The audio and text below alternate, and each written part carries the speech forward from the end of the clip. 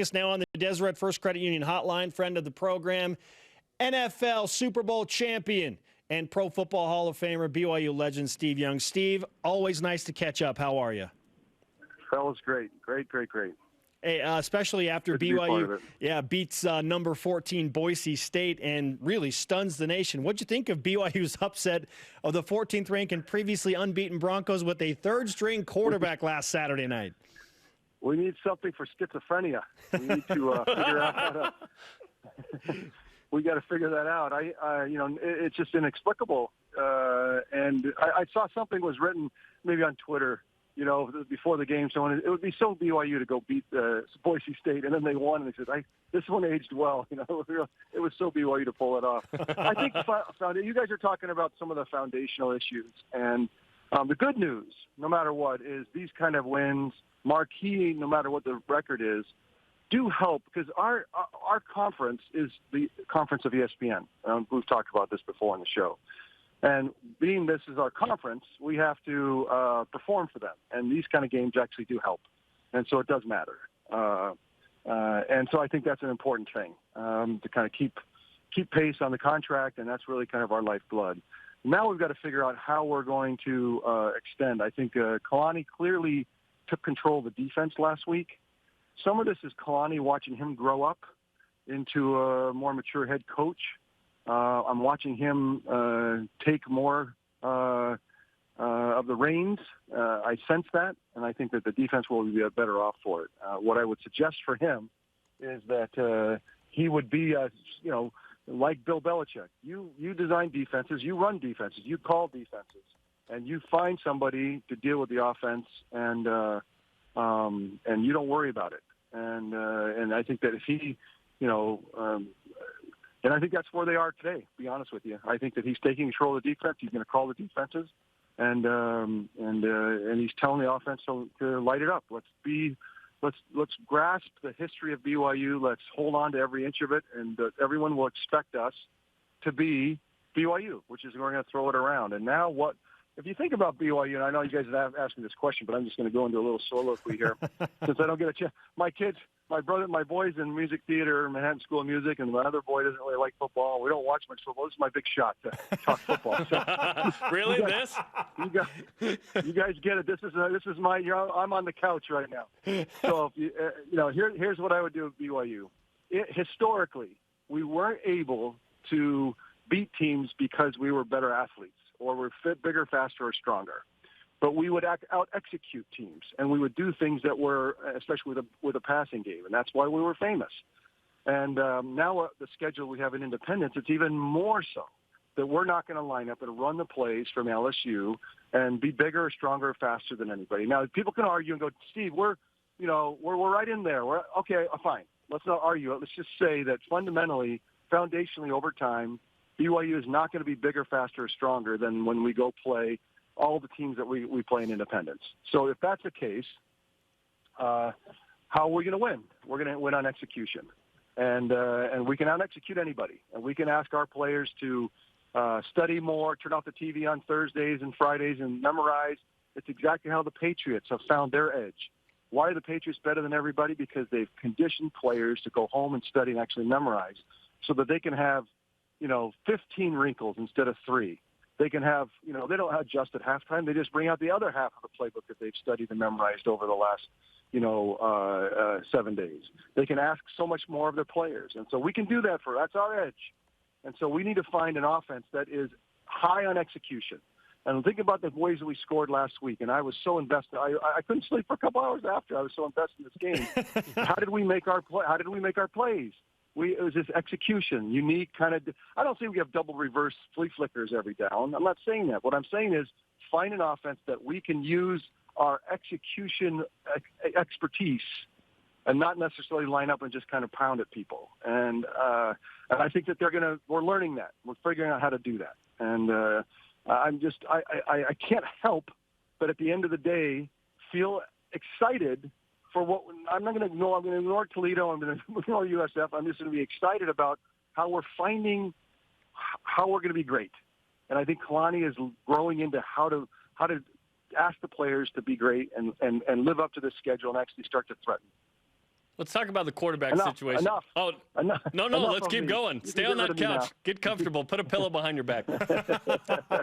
Let's talk about the quarterback situation. So certainly Zach Wilson showed some real highlights, broke his thumb against Toledo. Jaren Hall gets a concussion against South Florida. In comes Baylor Romney and beats Boise State. I mean, it was great coaching. Now BYU has 3 capable quarterbacks waiting for Zach Wilson perhaps to get back at the end of the season. Bye week, Utah State next week. We've been talking all week, Steve, about Jaren Hall's probably the guy you start, but Baylor Romney's certainly a capable backup. What do you think of the quarterback situation?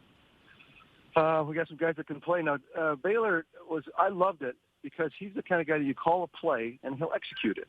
He won't disappoint you, you know, and there's a real skill in that. And I don't know, we have no idea how expansive he can be or the ceiling that he has, but a kid that just shows up, you call a play and he executes it is a real talent. And so I love that. I love that you get the full measure of the play calling.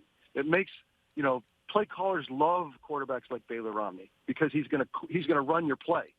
He's not going to kind of devise something new in the huddle and then go do, you know, and the ball gets snapped and then you run, you know, 3 other plays that are not part of the play call in the huddle. And I think there's a real talent there, and I'd love to see more of him.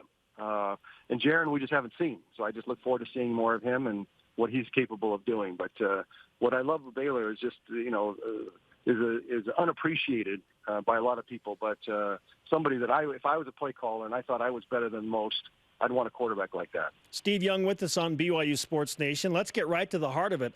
On a bye week after beating Boise State, Steve, Baylor Romney has that positive momentum. He's got the juju, the mojo, whatever you want to call it. Jaren Hall's trying to get healthy after that concussion, yet he is the clear backup, and coaches decided that based on spring football and thousands of reps. So who would you start to keep the momentum rolling against Utah State, a tricky game in Logan? If it was me, I would play Baylor just because we've got some consistency. And the quarterback spot, you know, I grew up in an era with Joe Montana and myself. We were thrown together. Bill Walsh would, you know, he would come in before the game and say, hey, Joe, Steve's going to play a half here. We'd be playing Monday night in Chicago. And so I'm not worried about the feelings of the quarterbacks. There's not a toxic personality there. They'll work it out over time, and it'll all work out. But I think when you've got a guy that's playing okay and leading teams to big victories, Jaren hasn't played much, and so there's not that sense that there's a earned spot. I'd stay with it, but I would tell Jaren, I'd say, look, if he starts slow, he's coming out. You're playing. Like we won't make the switch. We won't make the switch on Tuesday because that just doesn't feel like the thing to do for the mojo, like you said, like the mojo of the team. Like we're going to keep this going, but everyone recognizes that you're warming up and you're going to take a full. You know, we'll give you 40% of the snaps. Give Baylor 60, and Baylor's going to go play. And if he plays well, he's going to keep going. If he doesn't, you're in there. And I think that's just we're too careful with quarterbacks.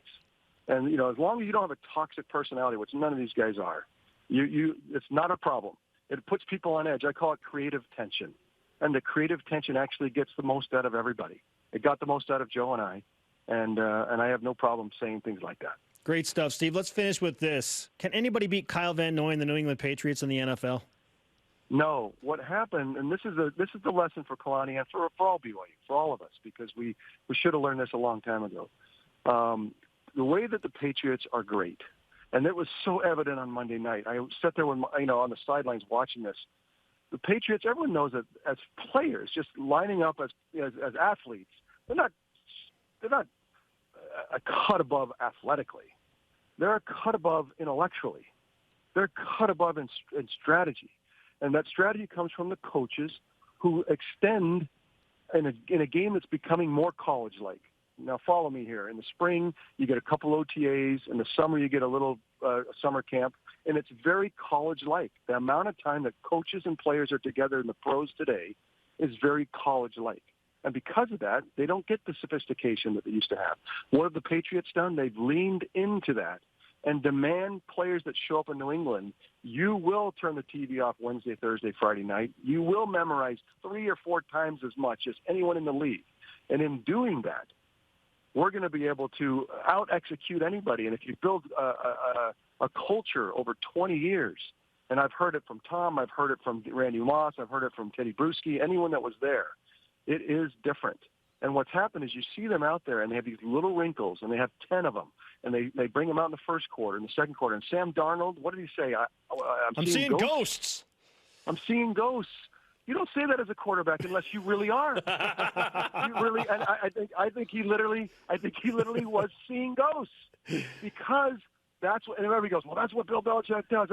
No, it's because the culture of what he's built demand, and we have players that we can do that, and they won't turn on us and say, "Oh, I'm not studying." And then you hold them accountable, and then and that's our advantage. It was our advantage in 1975. It's our advantage in 1983. It's our advantage in 1990, and it's got to be our advantage in 2019. And if we can ask our players to go and be like the Patriots and study and learn and have 1,000 wrinkles, and we can out-execute anyone in the country, and we can make up for anything else that we lack. I'm not going to say we're not bigger, faster, stronger. Don't worry about it. But if we do lack that, we're going to be able to make up for it. And so that's how I would think about it. Steve Young, literally as a couch quarterback today, leading us to victory. Great to catch up with you, man. I needed this. Guys, I needed this. I feel so much better. Hey, we're here for you. Let's do it again soon. Okay, guys. You got it. Steve Young. You got it. Steve Young on the Deseret First Credit Union Hotline. Deseret First, you know why, we show how. Always great to have Steve on. Great insight. Yes. Great opinions. He thinks start Bailey